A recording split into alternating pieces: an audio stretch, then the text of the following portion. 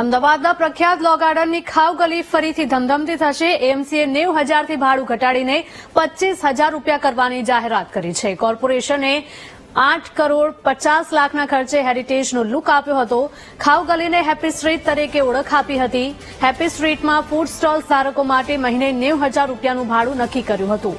અધધ ભાડું ન પોસાતા જૂના સ્ટોલ ધારકોએ ધંધો બંધ કરવો પડ્યો હતો. બંધ થયેલી ખાણીપીણી બજારને ફરીથી શરૂ કરવા માટે એએમસીએ કવાયત કરી છે.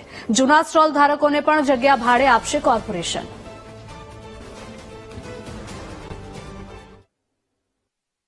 ત્યાં સરકારે ત્યાં આગળ જે પહેલા અમે જૂનું માર્કેટ હતી અમે ત્યાં ધંધો કરતા હતા ત્યાં અમને ઉભા કરી નાખ્યા સાહેબને. ત્યાં આગળ એટલું ભાડું કરી નાખ્યું કે ત્યાં કોઈ ભાડે લઈ શકે નહીં. ને જે પહેલા અમીર લોકો હતા એમને ત્યાં ભાડે આપી એ બી ભાડું ભરી શક્યા નહીં. અત્યારે એ જગ્યા બંધ પડી ગઈ. ત્યાં આગળ તમારી એટલી જ વિનંતી છે કે અમને અત્યારે એ જગ્યા પાછી આપો ત્યાં આગળ, તો ત્યાં આગળ ધંધો બી કરી શકીએ, ત્યાં પબ્લિકનો ભરાવો બી થાય ને જૂના જે હતા એમને આપી શકો તમે, તેમનું ગુજરાન બી ચાલે ને ત્યાં આગળ અમે ધંધો પાણી બી કરી શકીએ. અમારું આ વિનંતી છે સાહેબ. 150 થી વધારે લોકો ઐતિહાસિક ખાવ ગલીમાં ધંધો રોજગાર કરતા, જે બહુ સામાન્ય ઘરના લોકો હતા. આ તમામ લોકોને રાતોરાત હટાવી દીધા અને કરોડપતિઓ લોકોને જગ્યા ફાળવવામાં આવી. કંઈક 8-8.5 કરોડનો ખર્ચો કરીને આ ખર્ચો કર્યા છતાંય ગરીબોની હાય લાગી અને કરોડપતિઓના ધંધા ડૂબી ગયા. કોઈને પણ ધંધો ના થયો.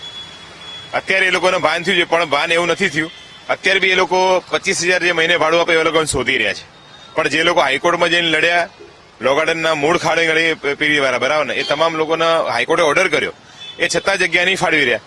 તો કોર્પોરેશનને કહેવા માંગીશ કે ભાઈ આ જે લોકો લડ્યા છે, હાઈકોર્ટમાં જીત્યા છે, એ લોકોને જગ્યા ફાળવો. આ લોકોની મૂળ જગ્યા છે. આ લોકો ત્યાંના ગરીબ લોકો છે જેને ખાવ ગલી વિકસાવી અને અમદાવાદના લો ગાર્ડનનું બહુ મોટું નામ કર્યું. તો મ્યુનિસિપાલિટી અને કોર્પોરેશનને વિનંતી કરી કે આ લોકોની જગ્યા ફાળવો, બીજા લોકો તમે ના શોધશો. બરાબર છે. ખાવ ગલીનું નામ ખતમ કરી નાખ્યું, કરોડપતિઓને જગ્યા ફાળવી, ગરીબ લોકોને હાય લાગી, જેના કારણે ખાવ ગલી ખતમ થઈ ગઈ.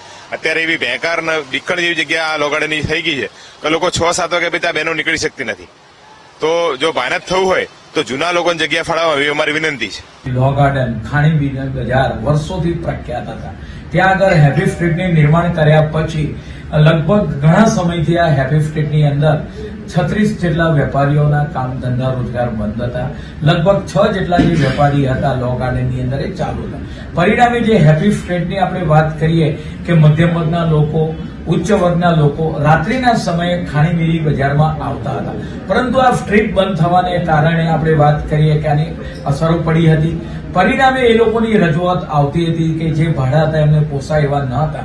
આજની સ્ટેન્ડિંગ કમિટીની અંદર જે 36 લોકો દ્વારા જે રજૂઆત કરવામાં આવી હતી એ કામને મંજૂરી આપવામાં આવી છે અને તેમને નોમિનલ ભાડું 25,000ના દરથી દર મહિને ત્યાં આગળ પોતાની વાન લઈને ઉભા રહી શકશે.